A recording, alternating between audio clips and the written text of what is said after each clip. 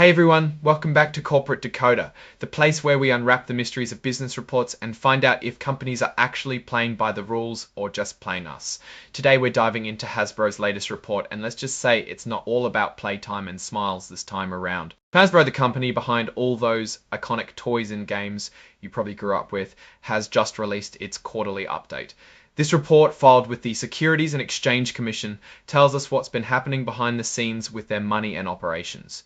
Now, Hasbro stock, known by its ticker symbol HAS, is traded on a big stock market called the Nasdaq Global Select Market. This means a lot of people are watching their performance very closely. What's really important in this filing is the announcement of their financial results for the quarter that ended in June of 2025.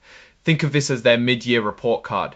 The person signing off on this important document is Gina Goitat, who holds a pretty big job as both the Chief Financial Officer and Chief Operating Officer. That means she's on top of both the money side and the day-to-day running of the company. This report is officially dated July 23, 2025, giving us a snapshot of the company's situation right around that time. Now, looking at the overall picture, Hasbro is reporting its financial results for the quarter ending June 29, 2025. While the actual numbers aren't laid out in a big table in this specific document, the filing clearly points to a press release that contains all the juicy financial details. This is a common practice where companies announce their earnings and then file that announcement with the SEC.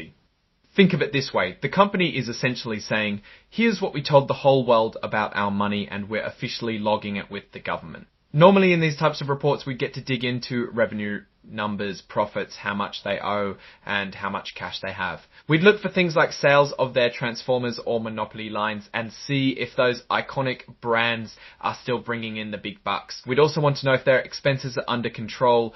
Are they spending too much on creating new toys or maybe on marketing? It's like looking at your toy and bank statement, but for a giant toy company. However, this particular filing is a bit more of a pointer to a separate document, the press release. This is often done to avoid repeating information and to keep the SEC filing itself concise. The critical part for us is that this Form 8K officially acknowledges the release of those financial results. Without the actual press release attached or referenced in a way that we can immediately see the numbers, we can't do a deep dive into specific figures like revenue growth or profit margins right here. What we can infer is that Hasbro is meeting its reporting obligations. They're telling the world and the regulators about their financial performance. This is crucial for investors because it helps them decide whether Hasbro is a good company to put their money into. The fact that this is an 8K filing tells us it's about current events. For Hasbro, that current event is the announcement of their financial results. It's a way for them to make sure the public gets this important information in a timely manner. It's important to remember that these reports are often carefully worded. Companies want to put their best foot forward. So even if the numbers are good, they'll talk about growth opportunities. And if the numbers aren't so great, they might focus on long-term strategies or difficult but necessary decisions.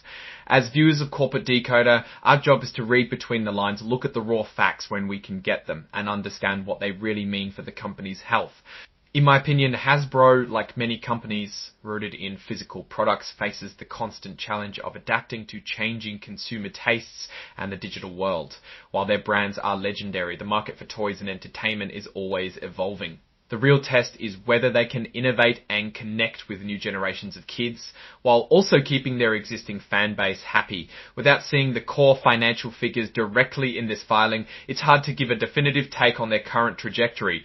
But the fact that they're reporting means they are operating openly, which is a good start. Alright, that's our breakdown of Hasbro's latest filing news. What's your take on these announcements and what they signal for the company's future? Drop your thoughts in the comments. If this analysis was valuable, hitting that like button really helps, and subscribe for more deep dives. Don't forget to check out the Discord in the description. Thanks for watching. See you next time.